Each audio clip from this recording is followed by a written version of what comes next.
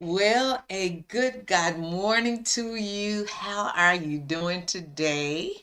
Karen Fletcher here with Seniors Navigating the Change. Guys, I'm going to tell you, this senior trip, especially once you hit Social Security and Lord Medicare,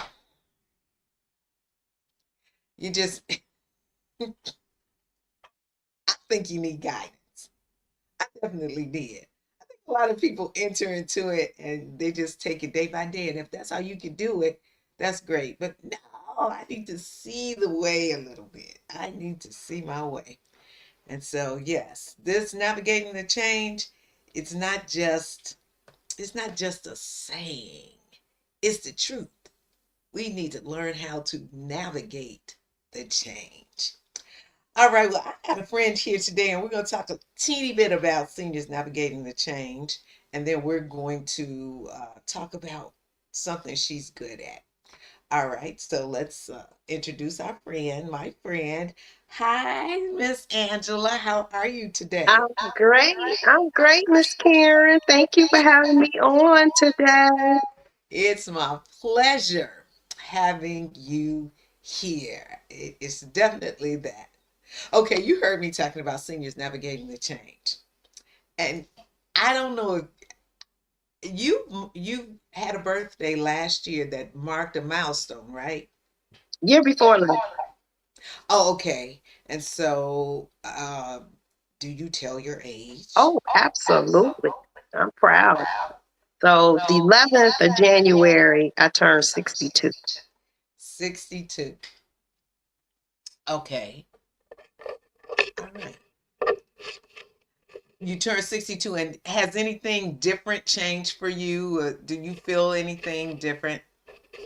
No, I don't feel anything different, just more appreciative and thankful, if anything, with all that's going on, just to make it is a blessing. That's so true. We're trying to fix a little situation right here. But at 62, I guess I was okay. And even at 65, I was okay because, I was just still under the umbrella of my husband. But good, when you sign up for Medicare, oh, things change because you are on your own. And so that was something different for me. But what? How was your last year? Last year, Yes. last year was good. I had a milestone with my job. I did $1 million in pre-need sales last year for the first time in 12 years with the company. So that was a huge, Wow. huge milestone for me. Um, the kids are all getting big. I have five, six grandkids. They're all getting big, and Lynn and I are just loving on them and just appreciating the fact that my mom and dad are still here. My mom is 90, my dad's 91. So all that's good. Mom's going through some health challenges right But now. before her health challenge, she had a mouse. Oh well, we know she had a milestone because Yeah, she's 90, yeah. and she was sitting in her chair in the gold, just looking like the Oh, queen that she she was is. so blessed. I was so blessed that God allowed us to do that for her. All her nieces and nephews came from all over the country to be a part of it. And she was just, I don't know if you saw the video. She came in on I'm Every Woman. No, I did not. I And we did not had see we it. had lanyards that were lit up, and everybody was dressed in white, and she had on gold, and it was amazing. It was amazing. We just had a great time. So I'm That is so so. glad I moved forward. She's like, I don't want a party. I said, well, we're having a party. Well, this is my guest list. She gave me like 80 people. I said, oh, I thought you didn't want a party. So she was really blessed. And my dad has much fun as her. He didn't have a party for his, well, he had a backyard party that was Mm. right in his alley. I was about to Um, say, doesn't he like that? Okay. oh, he loves the garage and the backyard. But he got to escort her in, and I forgot to take him out the way when we start playing the song. So he danced to "I'm Every Woman Too" with her. I was like, when I looked at the video, I was like, I was supposed to take him out, but it was Ah, awesome. She loved it. Her pictures, her videos, her gifts. She just we did a whole weekend. Then we all went to church. All my relatives went to church with her, and the pastor had us stand up. And oh you went to Emmanuel. yes, Emmanuel. I So listen to Pastor Cosby sometimes, and he's always yes. talking about Emmanuel. Oh yeah. Oh yeah. He's doing phenomenal too. So that was the big highlight of last year, her 90th birthday. And I couldn't do both. So I'm gonna do something really special for Lynn this year because she turned 90 and he turned 70. But I couldn't Oh, do both, both parties. So he's gonna have a big 71st birthday party. girl, you call it 70 plus one. That's right. That's right. 70. I had a 50 plus one party. Oh, you did. Okay. Yes, Okay. Good. yes, Good. Good. yes, Good. yes. So you have a 70 plus one party. Uh-huh. That's how you do that. All right. Well, that's good. I did some things I had never done. I went on a cruise. I actually went on two cruises. I had never done one. And last year I went on two. One was for 3 days and one was for 7 days. And it was very nice. Now, what about you traveling, cruises? Have you done that? Oh my gosh. We've I gone know. on 5 cruises, I think. I did a 2-week cruise to Europe the year before I married Wow. Lynn. Wow. I was on the ship for 2 weeks. Wow. We How was did that? all of the European, the Mediterranean. Oh, that sounds very Lynn and nice. I did a cruise to Alaska. We I did the think I big remember ship that. that Celebrity has with the waterfalls and the water. They have a ship that's so Aquatic. tall at one point. They have acrobats that dive down and do water stuff. So yeah, I think probably 5. We've been on 5 cruises. Wow. Well, this was our first. And then I went on the second one. It was a 7 day cruise with my sister. And yep, we were on the Royal Caribbean. Royal Caribbean. Uh-huh. hmm And yep, the aquatics, they did that. And the, the, the what's that thing, roller coaster? Just all these things they do on a ship. Yeah, you forget. It's a moving village or moving city or something. Wow. Yes. Yes, you can't forget. All right. Well, I wanted to talk a little bit about what we've done in the past and just tell us what you're doing. Tell us what you are doing as Angela Sussberry. Well, I think I tell a lot of people we don't really get to pick our testimonies, but Right. when you take situations and issues in life and you turn them around and make some purpose out of them, it kind of gives you the unction to go on. You know that my precious daughter Keisha, it'll be on January 29th. She would have been gone for 14 years. So that was very devastating for me. It took a lot of prayer, and thank God I had salvation as my foundation, and I had a wonderful, supportive family. But it took all. I said, Lord, if you get me through this, I will serve you and love on your people in a major way. So that's what he did. He allowed me to get through that traumatic time in my life. And fast forward, I ended up working at a funeral home doing pre-need, helping people put their plans together. The same funeral home that serviced us for Keisha. And after about, I would say 7 years, I knew that the people that were coming in weren't getting support anywhere with their grief. So between the funeral home, my funeral home, Callahan Funeral Home, and my church, Victory in Christ Kingdom, I went on the search to look for some kind of Christian-based grief program that we could institute in both areas. So after looking, I did find a platform called Grief Share. It's Christian based, and it's a free program. So I went through the training and developed that program. It has to come under the umbrella of a church. So I've developed it, and we facilitate it out of the church, and the funeral home is one of our partners. And Karen, I cannot tell you how much of a blessing this ministry has been to me. It's been 4 years now. We've had 240 people come through the program. They meet us there every Tuesday from 7 to 9. And these people walk in not knowing anyone. Most of them come alone, and they are grieving in the most horrific way. We've had people whose children have committed suicide. We have people whose one girl, her son was away at college and he just passed away. They're still trying to figure out what happened. Um, Spouses, husbands that have lost their wives, wives that have lost their husband, people that have lost their parents. They all come together and we share.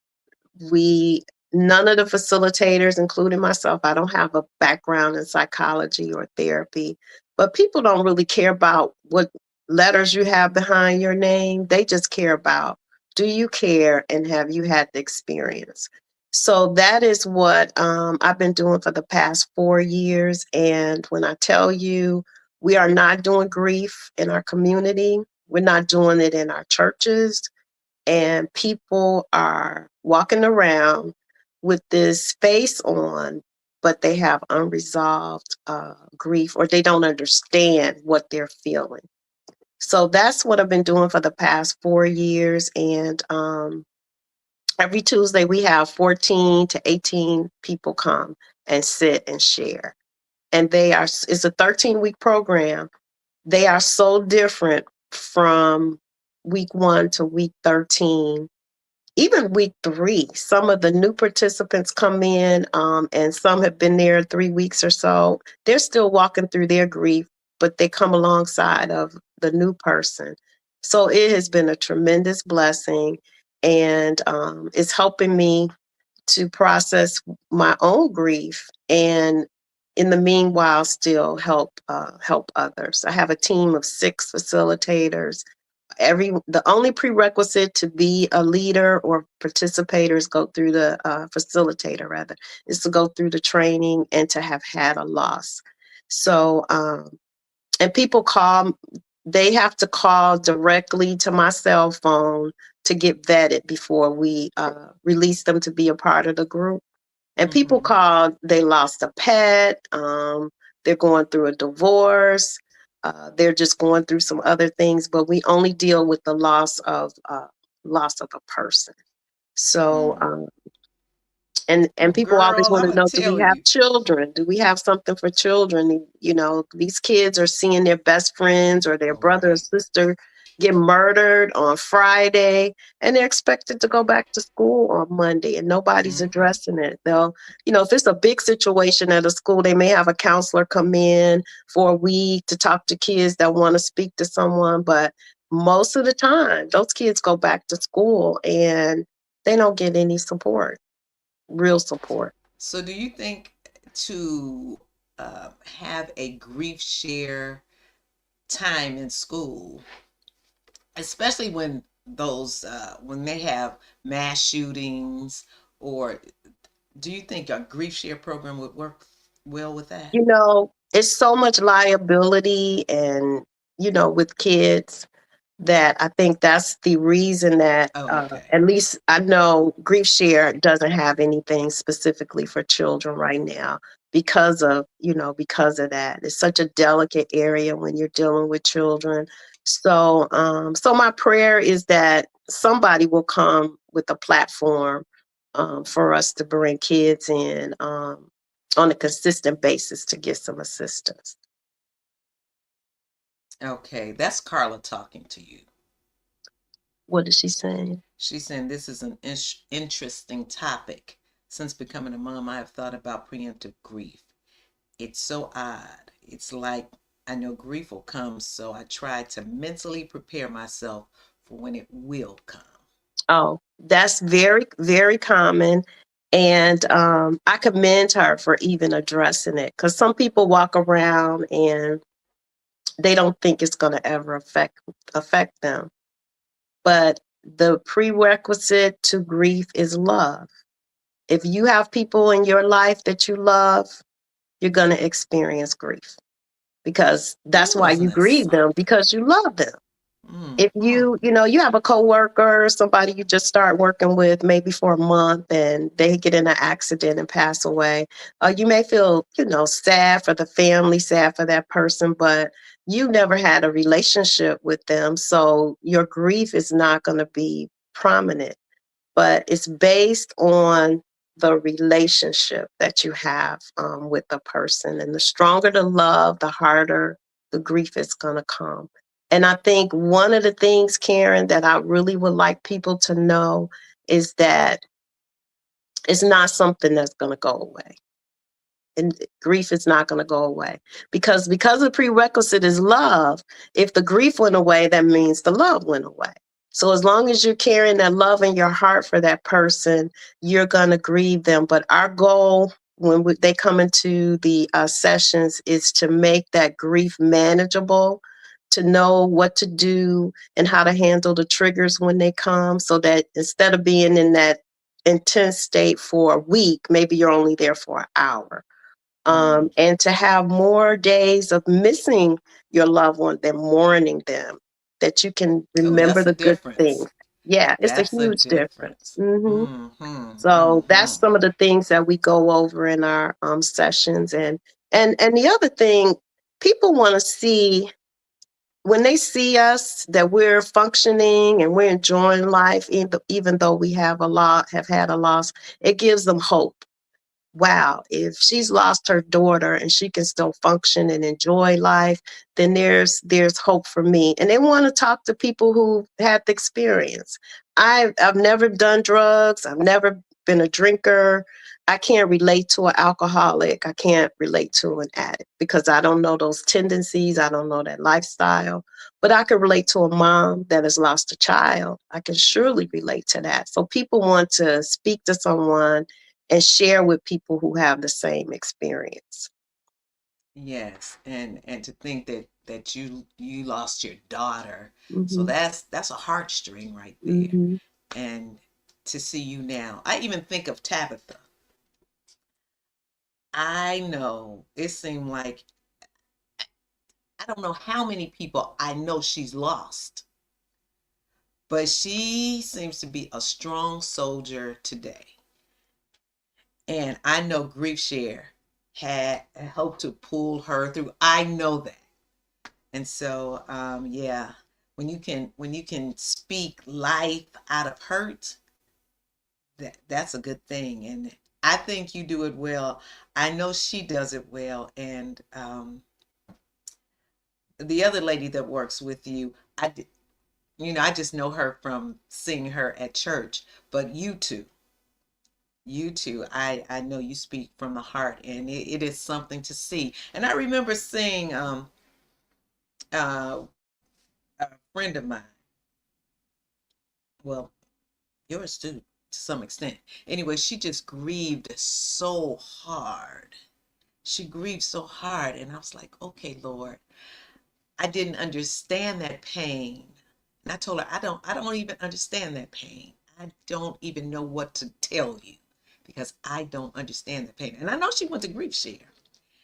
And I see her handle it so differently now, but she grieved hard. Mm-hmm.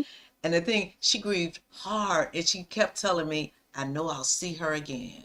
I know I'll see her again. But she grieved hard, Mm-hmm. and she grieved long. And Mm-hmm. then the next thing I know, she was in grief share.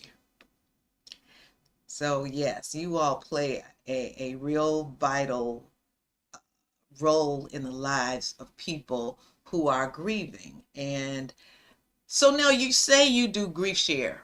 When do you do grief share? How does the grief share program even work? So we again, it has to be facilitated through a church because it's a Christian organization. Um, Once you start your group, you become live online. And Karen, I tell you, people are sitting at their computer, maybe 2 o'clock in the morning, and they type in group grief, because it's group grief support in my area. And if they're in our vicinity or zip code, we pop up immediately. All they do is reach out to me via a text message, a phone call, or an email. And like I said, I call them immediately and vet Wait, them. wait, wait, wait. 24 hours a day you all are available? Well, let me take that back. They contact us via email or they call my cell phone. I haven't had anybody call my cell phone after hours, but during the day, I may be in Walmart or I may be at the office, and my phone is in my office. So I answer all of my calls, and I answer the call. Someone's crying on the other side. Is this grief share? I just lost my child and I need somebody to talk to. So I walk them through, you know, what our program is. They tell me what their loss is, and then they come. Tuesday nights from 7 to 9 is a free service. It's free. They pay Free. $20 for a workbook, A book. and each session is 13 weeks, but they're all self-contained. So if you come week 5, you're not going to miss out on what happened the other sessions. They have access to all of the videos. Well, let me back up. We do a introductory group session, the first 30 minutes. We watch a 30-minute video, and then we have an hour group discussion. And that's usually the most powerful part of the evening when we have that group discussion of sharing. Um, they share about the video, or they share about their struggles or their successes that they had the week before. They become a family. At the 13th week, we have we call it a celebration, and we do a potluck. And if you came down in the where we meet, you would think you were kind of at a family reunion. They become so close, and it's just a blessing to see it. So that's all people have to do. And the amazing and wonderful thing, I pulled the statistics up before I got on with you. There are 15,000 grief share groups. Mm. 15,000, 8,000 churches that host 90,000 leaders, and 819 international groups, and 2.4 million visitors to GriefShare websites. So Wow. that just tells you how powerful and impactful that it's been. Um, it's just I can't say enough about it, because I know, even though I had the support of my family, I had a foundation, a Christian foundation, a relationship with the Lord. I needed something else, and when I went to look, and I would leave my name with churches, with community organizations, and not get a call back. Can you Mm. imagine someone looking for that support during that very hard time and not getting a call back? So I do my best, if someone leaves me a message, to get back to them right away, give them the particulars of the group. And in most cases, they come the next session. So how did you find grief share? I went all over the website, the internet, looking and looking and looking, and the Holy Spirit just led me right to it. When I started to go through what the program involved and what we had to do to get started, I couldn't believe everything that I was looking for. And it took me a couple years to actually find it. It took a couple years. So I did the first session as a participant at Third Baptist Church on 95th and Ashland, and Mm-hmm. that was virtual. And then I went through the leadership training and trained my co-facilitator, Patty. So we went through the training and we hosted the first two sessions. So we're on session 14. This is our 14th 13-week session that we have hosted. Wow. Patty, that's So her name. Wow. Okay, Carla's asking another question. She said, do can you people read it to me? attend? Because I can't see Yes, it. yes. Do people attend on behalf of others? For instance, if my friend is grieving, could I come to get tips on how to help them if they don't want to attend? You have to have had the loss to participate. So we do allow people to come. Like we had a husband come with his wife. He could come for 2 sessions, but then after that, if the loss was not really affecting him, because sometimes it's again the relationship. If he was really, really close to his mother-in-law, and he was going through the grief as well, he would in some cases join as well. But if he was just there as a support for her, we say after 2 sessions, you either need to register or, that's the end of your support for that person. And usually that works out because they are comfortable with us at that point, and then they go on. But that's a good question Carla asked, because we had one member of our church come. And when we went around sharing, she wouldn't share because she hadn't had a loss. So Mm. when we asked her, well, what was she there for? She said, well, I got a lot of kids and I want to learn how to teach them how to walk through grief. And we were like, because it was No. kind of intrusive to the other participants because they're sharing these, details and emotions about how they're feeling. And she was more like a spectator. So Mm-hmm. we had to, she thought it was a class. I said, this is not a class. This is a session. And so, one of those hard conversations I had to have as a leader and kind of tell her that, she could no longer attend. But out of the 14 sessions we've had, only had to do that maybe a couple times. People try to sneak in because they're doing a dissertation or, Oh, they're working on their PhD. And we caught a couple people that time doing that.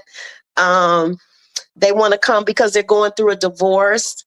So that's why I have to vet them as much as I can. And sometimes the truth doesn't come out until they, enter. But we really do try to make sure that it's the loss of a person. It could be a friend, a relative, whatever, but it has to be the loss of a person. yes. I took my friend Gabby. She was just so distraught. Mhm. And she was so distraught. And I was like, I got a friend and she does. And so we came to Grief Share. I came to bring her. And she ended up going to another Grief Share place because it worked better with her time. Yes. But um, yeah, I could see why you have to have had a loss and not sit there. I mean, I was thinking about times when my grandmother passed, my aunts passed, and I thought about how I felt.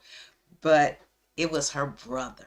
It was her very close brother, and oh my, she couldn't get past it. She could not, and I was like, oh Lord, it was so bad. I said, we got to do something. We got to do something. You can't live in this place. And she talks about how that helped her just coming that one week she came with you, Patty, and Tabitha. She talked about how everybody shared and she felt connected. She said, I felt connected to those people because of our loss. Yeah. And it's the blessing too is that it is Christ centered because we incorporate scriptures are incorporated in our sessions. We have a call to salvation at the end of every session every week, and we had one participant come uh, last session, She came in, Karen, and she looked like a deer with headlights. So we're talking to her because we meet in the lower level of the church. And when I sat down and talked to her to vet her a little more, she said, I didn't know this was a church. She said, if I knew this was a church, I would not have come. Mm. Hold on one second. Then, gotta be a little quiet. Okay. Bless his heart. Hello, Uncle Lynn. So she said that she would not have come to the session if she knew it was in a church. But we loved on her so much. When we would pray at the end of every session, Karen, I have 6 facilitators, and one of them is very observant. So we got our heads down praying, and she said, Angela, do you know she looks around at us like we're crazy? And she just like, what is going on? She did that for a while. Then we just kept loving on her. She didn't want us hugging her. The first the day she got there, she's like, oh no, I don't hug. She pushed back. We were like, okay. We just kept loving on her and welcoming her every week. Do you know she is allowing us she came back. She started a new session. She is hugging us. She's smiling. When we have prayer now, her head is down. She is not in agreement. So we're walking her through salvation right now. Because she Amen. claimed herself to be an atheist when she got there. Mm. So the blessing is the grief brought her there. The love of Christ is keeping her there. And we're not looking at whatever you're doing outside of this, we're just going to pray on it and we're going to love on you. And that has been such a blessing to see her come back every week. And we have prayer at church on Tuesday nights as well. So they hear the church praying for them upstairs. And she said, what is going on up there? What is all that noise? We said they're having prayer. And in all cases, they pray for us as well. So she was one example of how the grief brought her in, but the love of Christ is keeping her there. And we're just loving on her. And just to see her hug us now, it's so funny to us because we're like, oh my gosh, she didn't want us touching her. But now she is and beginning to share. She lost her son. And I believe it was some kind of drug overdose or something, but she lost her son. And she actually was sharing with a new participant. That just amazes me to see them come in so broken. And then as they're going through their journey, they're able to share with new people that come in. And it's just such a blessing. Such a blessing. We should have had Carla on the show because she's got another question. Oh, I love it. I love it. She should have been a part of this. I know it's early because I could actually invite her in, but I know she's not dressed for this. She's on the West Coast. But she says, as you can tell, this is an interesting topic for me. What about grieving family? What about grieving family who is grieving families who are still here? We have family members who have completely cut us off without reason. It is literally like a death. Oh my gosh. Man, it's like Absolutely. Absolutely. It's so hard. We have so many issues that go on at the funeral home where people get cut off from their family. It's like weddings, money, and death break people up. And it's just so hard to realize that everybody brings their different emotions to the table and trying to sort all that out. With that, I just say we just have to continue to pray and ask God for reconciliation and do your part by keep covering them. He does miracles even in relationships. And that's what we stand on. There's so many people that come into our sessions and the loss has caused the family to break apart, and they don't know what to do. They just don't know what to do. So we just continue to tell them, pray on it. If you feel like you have to forgive someone in your heart, go ahead and do that so God can work you. And when that situation comes, when there is a door open, you'll be able to reconcile. But yeah, it's really hard. And it's really, really hard when there's a death. We have people who haven't talked. Mom was the glue. And when mom passed away, all this stuff comes out. You were the favorite, and mama always treated you better than me. Mom is not there to referee and put those fires out. Or mom's house was the meeting place. Everybody came to mom's on Sunday and had dinner. And one girl said she's just so heartbroken because her family doesn't get together anymore since her mom passed. So it's really, really important to continue to lay those things before the Lord and ask for mercy and direction. Amen. I agree that you have to keep praying. And while they may have an offense, pray that you don't have an offense. Yeah. Because offenses don't come together.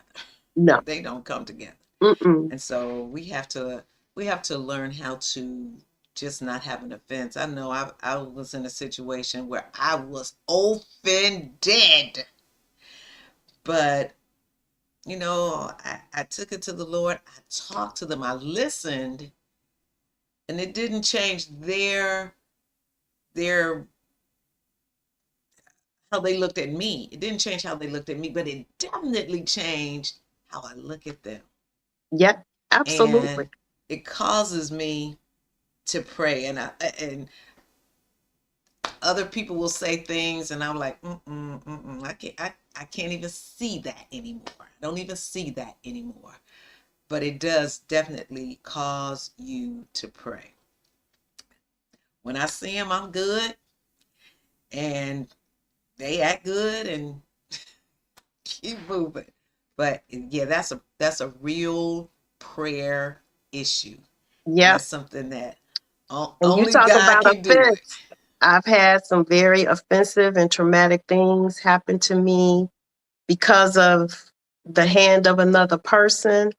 But I know the only way I could say that I've got through it is the grace of God and having a forgiving heart.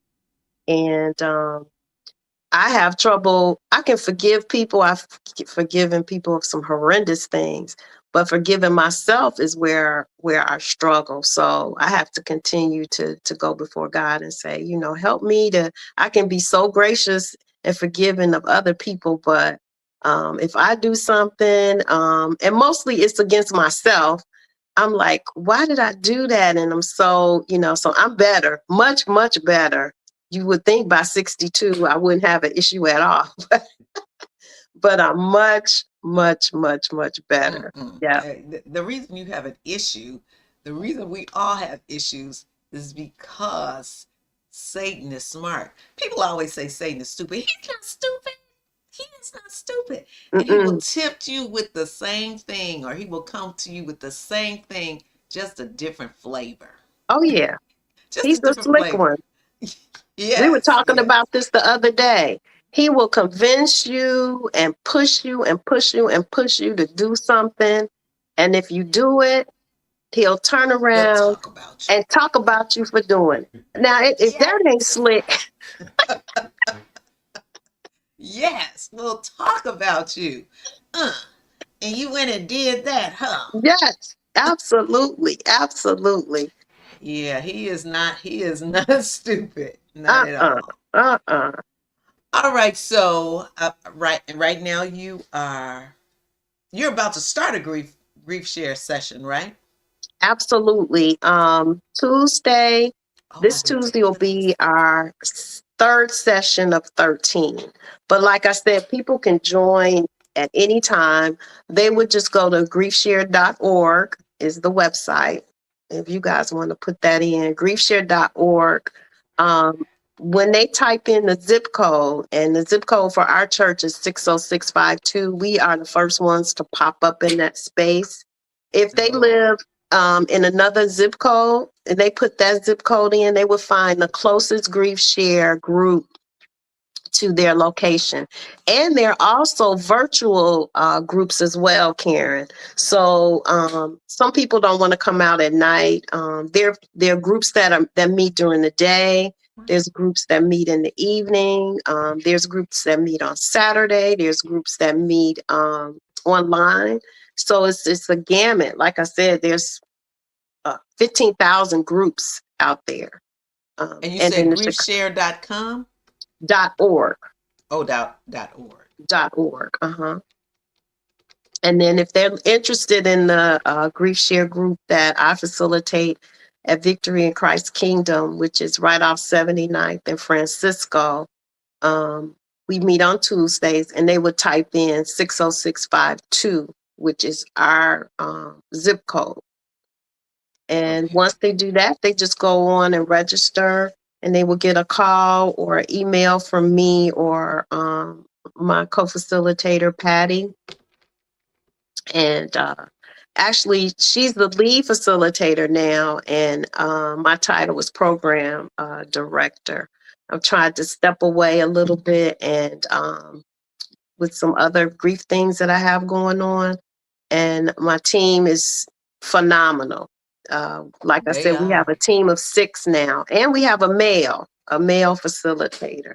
So the group is just, the team is amazing. And the participants, the reviews that we get, we do a survey after each group, and the warm wishes and the appreciation from the participants is so rewarding to see. And just to see them come in week 1, they're crying, they don't want to talk, and week Right. 13, they're walking alongside of a new person.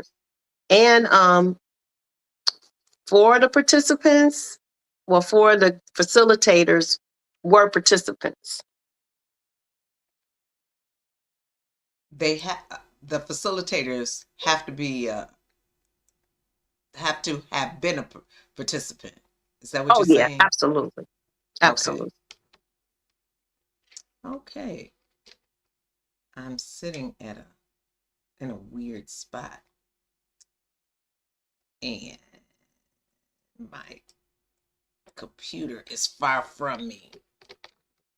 Maybe I And I can do think the this. biggest thing too with grief is, Karen, especially if you haven't been around anyone that has gone through a major loss and you're the first one. Participants tell us they think they're going crazy. Nobody understands. They're having all these emotions. They don't know what to do with them. We help them unpack all of that, and or they read stuff on the internet about these stages that you're supposed to go through, and they understand, well, I didn't go through this, but I'm going through that. Grief is so personal. That's why we tell people, don't compare your grief to anyone else. It's as personal as a fingerprint, Mm. because I lost my daughter and we had a very, very close relationship. But somebody else may have lost their daughter and they were estranged from them, or, they didn't have a really good relationship. Their grief is going to look different than mine. Some Right. people grieve differently when the loved one was maybe murdered or in an accident. Um, Sometimes people go through a long illness. Keisha went through a very long illness. It didn't negate the grief that I was going through, but it's horrific when somebody sees somebody on Monday morning and then Monday afternoon they're in a car accident and they're gone. So we talk about all of that. We talk about vocabulary and language. I don't know. Let me ask you this: if you, and I know Carla probably seen it too, the first time I saw it online recently, the term unalived, I said, what is that? I said, I mean, I don't want to make light of it, but I said, unalived? I had to ask my son. I was like, what is that? He said, oh, well, it's the proper way to say if someone was was killed or if they committed suicide. I was like, okay. They don't want you using those terms Yeah. on like Facebook. They don't want you to use suicide, murdered, killed. They don't want you to use those terms. So you just say unalive. Now, what makes that any better?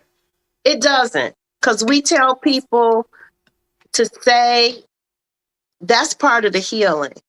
And I'm one of them myself, because it's hard for me to say that Keisha died. I'll say Keisha's my angel now. And some Mm-hmm. people don't understand what that means, but that's what I say. And I have a cousin that says her mother got her angel wings. And when she kept saying that, I was like, I wish she stopped saying that. But that was her comfort to her. You know, some people say, what did I wrote some down? They went on to heaven, or they're gone, or they passed away. But we try to tell people the reality is they died. They're not here with us anymore, and that's part of the process of healing as well. Mm, But okay. but I had never seen it till recently. I said, I'm alive. I had never seen that before. It's something else they do like that too. Another word I've seen, I can't think of it now, but that unalive, I'm like, oh, and that somebody was explaining unalive. I was in a class somewhere and they were like, oh, they have unalive because they don't want to use these type of words on social media. Uh-huh. Uh-huh. Okay, okay. And so that's supposed to take away that they died. No. And Mm, it doesn't. okay. And it, It it doesn't. makes people, even in session, we tell them when you speak of your loved one, we want you to say their name. So when I Mm, talk about Keisha, I don't say my daughter, I say Keisha. And then at the last, on the celebration, everybody brings pictures of their loved one and we put them on the table. So these are the people that we've been talking about over these past 13 weeks. And it's just such a blessing when they come in and we're able to share that part. So I just thank God for the opportunity to take my pain and use it for purpose. And I tell them, I don't want to be sitting here with you guys. I don't say I don't want to be. I would rather not. Because if I mm, didn't have this ministry or this purpose right now, that means my daughter would be here. And so, right. but I can't fix that. I can't change that. So instead of sinking down in a hole, which is what I wanted to do for the first year, I got up and I turned thought that you were into in a purpose. I thought you were in a hole I was at when first. you met me, I was. I Oh had my dug the gosh. hole, got in the hole, covered myself up in the hole, everything. Yes. Yeah. Well, I was just glad to see you come out. And I look at you when I see you in a person, when I see you on Facebook, I'm like, wow. I remember when, but I can't believe it was 14 years ago. Mhm. I remember when. I remember when. I remember when. And I'm so glad that's a win. WHEN. And look at you now. And it's a Won't he do it? journey. And we tell, I tell people that there's triggers, there's ambushes. Sometimes I'm on Facebook, and one of her friends from high school will just had a baby. That's a ambush for me. And I don't Mm, want to be not celebrate those moments for her friends, but that's an ambush, and it brings me sadness on those times. There's mm. triggers. We talk about our loved ones' birthdays. People think Mother's Day is a trigger for people who's lost their moms, but it's also a trigger for moms who've Come lost on. their children. So those triggers and what we tell people, try to prepare for it as much as you can. Sometimes for Keisha's birthday, we'll, do something. Sometimes we don't. Sometimes I want to be alone. Sometimes I'll go out with Lynn and we'll do something. Um, and like for my mom and Keisha were very, very close. We don't bring the date to her attention. she don't remember. She don't remember Keisha's birthday. She don't remember the date that she passed away. So we don't bring those to her remembrance. But she's always speaking on her. We talk about her. We laugh about things that she says. And I think the hardest thing I will say for me, Karen, is all of the amazing things that have happened in my life since she passed away, that she is not here. Lynn will, oh my God, the two of them would be so in love with each other, and the girls and uh, my sons, different things that are going on. My youngest son got married, Yes, and I saw that. he cried before he went down the aisle. And we all knew why he was crying. He was crying because he was getting married, but he was crying because his sister wasn't there. So those are the kinds of things when I can share those with other people, when it happens to them, they know that it's not abnormal and it's just a part of the grief journey that they're going to be on for the rest of their life. It's not, that was a weight that came off of me when I realized this grief was not going to go away. I'm just going to learn how to handle it and not have it so intense that I'm not functioning, but that I can still celebrate her life, even though I miss her. And that's what we kind of walk the participants through. And that was a weight because I kept trying to get rid of the grief, get rid of the grief. But if I get rid of the grief, I'm not going to remember her. If I get rid of the grief, it means, that the loss wasn't significant to me. But when I realized, I learned how to manage it and I walk with it. Sometimes I can walk past her picture at home and I can celebrate. And sometimes I walk past and I want to burst out crying. So it's a day-to-day journey, and we're grateful that we're able to come alongside the participants and walk them through it, and they're helping us as well.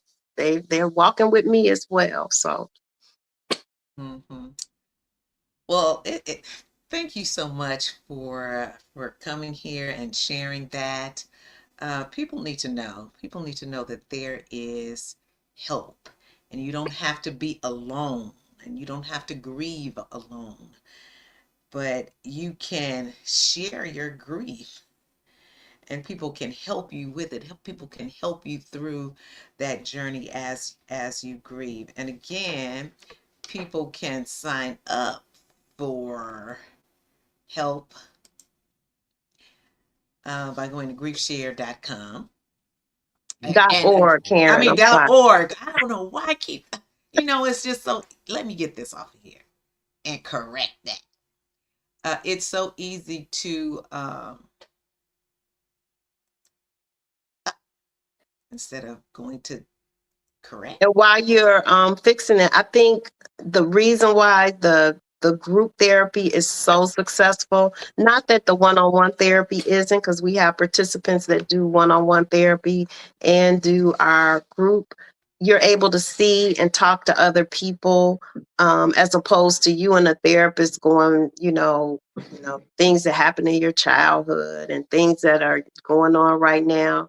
We're more focused on the loss, and they're able to see other people that have come through the loss, and it gives them so much hope, and they're able to share, and they have a safe space to talk, where most of them can't even talk with their family members for whatever the issues are.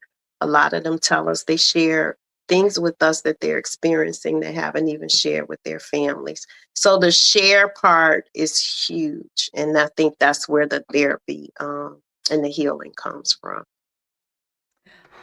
Again, I thank you for being a part of Seniors Navigating the Change. I, I'm calling this Seniors Navigating the Change because this is me going through some things, but this is not just for seniors. Mm-mm. This is for people, period, whatever age, and it's a lot. There are things that we talk about for seniors navigating the change that I think 30-year-olds should be aware of. So when they become seniors, they'll handle it differently. Well, I had a Um, whole bunch of notes. So have me back and we can dig into it a little bit more. all right, well, we'll do just that. Again, thank you so much for being a part of Seniors Navigating the Change. And God bless you. God bless you. We're going to be on, the next time we're on, we're going to be talking about talking to a naturopath, a doctor who they use medicine, but they try to use some natural things that will help you heal and be healthy and be whole. And so we're going to talk with Dr. I cannot believe this young lady is Dr. Tina Barrett the next time that we are on. So make sure you are here, and we appreciate you so much. Make sure you let other people know. You know, we had a hard time in the beginning trying to get Facebook Live and YouTube Live. And so finally we got it. We got it. Thank you, Lord. We got it. And so make sure you let other people know that we are on. And we're just talking. We're just having a conversation about life. I was about to say about being a senior, but it's about life. And so make sure you let others know that they can join us on Saturdays at 10:30 a.m. right here with Seniors Navigating the Change.